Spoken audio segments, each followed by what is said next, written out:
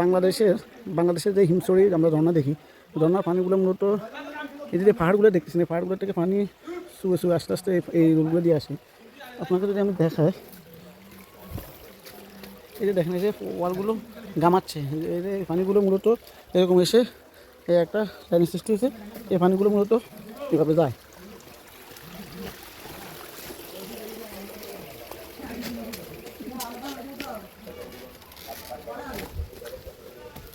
এই পানিগুলো পাহাড় থেকে শুয়ে শুয়ে আস্তে আস্তে এদিক দিয়ে যায়, এভাবে গিয়ে আপনার